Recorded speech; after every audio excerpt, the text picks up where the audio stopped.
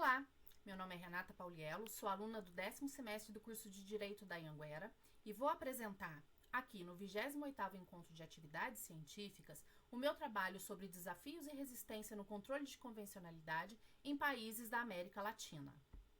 Em um primeiro momento, é importante estabelecer a diferença entre o controle de constitucionalidade e o controle de convencionalidade.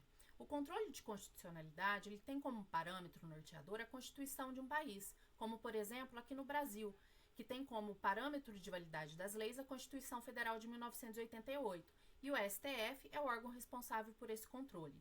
Já no controle de convencionalidade, embora a Convenção Americana de Direitos Humanos seja o documento principal, todos os demais tratados que têm como objeto direitos humanos também são parâmetros para o controle de convencionalidade, assim como a jurisprudência da Corte e as opiniões consultivas emitidas pela Comissão. Diferente do controle de constitucionalidade, a Corte entende que não só o Judiciário é responsável pelo controle de convencionalidade, mas todos os agentes da administração pública.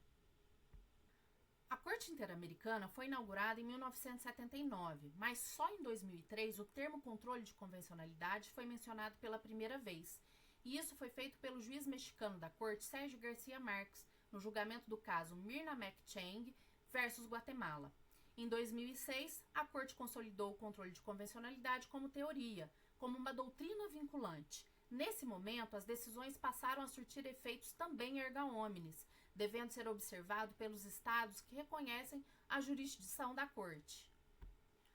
A resistência quanto ao cumprimento das sentenças da Corte se apresentam principalmente nessas três formas: na omissão no cumprimento de sentença, através de barreiras institucionais e também de fatores políticos e sociais de resistência. No caso da omissão do cumprimento de sentença, eu cito no meu trabalho o caso Gelman versus Uruguai. Em um caso de desaparecimento forçado, que embora o Uruguai tenha acatado a decisão e adotado medidas iniciais, não houve o cumprimento pleno da sentença. Como barreiras institucionais, nós temos como exemplo a Venezuela, que em 2012 declarou o não reconhecimento das decisões da Corte, alegando violação da soberania nacional. É importante saber que a soberania ela é sempre levantada por países sob governo autoritário para o não cumprimento das decisões da Corte. E, através dos fatores políticos e sociais de resistência, nós temos como exemplo o caso Atala Rifo e Filhas versus Chile. Nesse caso, a mãe perdeu a guarda das filhas para o pai com uma sentença que foi confirmada em todas as instâncias chilenas, devido à sua orientação sexual. E, embora a Corte tenha decidido pela reversão da sentença, houve oposição nos setores conservadores à decisão da Corte. Para que essa engrenagem da efetivação dos direitos humanos possa funcionar, algumas melhorias institucionais elas precisam ser efetuadas, pois hoje a gente não tem órgãos oficiais que fiscalizam o cumprimento dessas sentenças. Aqui nesse trabalho eu cito, por exemplo, a implementação de instituições autônomas, permanentes e legalmente instituídas, como defensorias especializadas ou então observatórios vinculados às defensorias, que seriam responsáveis pelo monitoramento do cumprimento das decisões da Corte. Seriam também o órgão de diálogo com as instâncias internacionais e também poderiam propor adequações normativas. Outra melhoria institucional também poderia ser a obrigatoriedade da inclusão do controle de convencionalidade nos processos de controle de constitucionalidade.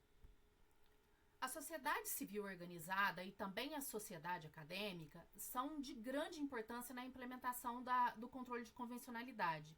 A sociedade civil, por exemplo, através das ONGs, e principalmente aquelas voltadas para direitos humanos, exerce um papel relevante na pressão internacional, além de ter sido, até o momento, a autora do maior número de petições na Comissão Internacional de Direitos Humanos.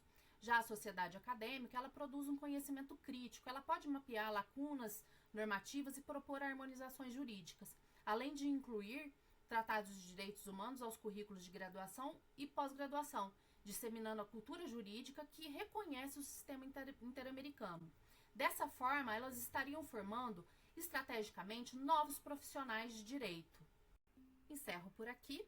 E agradeço a todos que se interessaram pelo meu trabalho e estiveram aqui para ouvir a minha apresentação.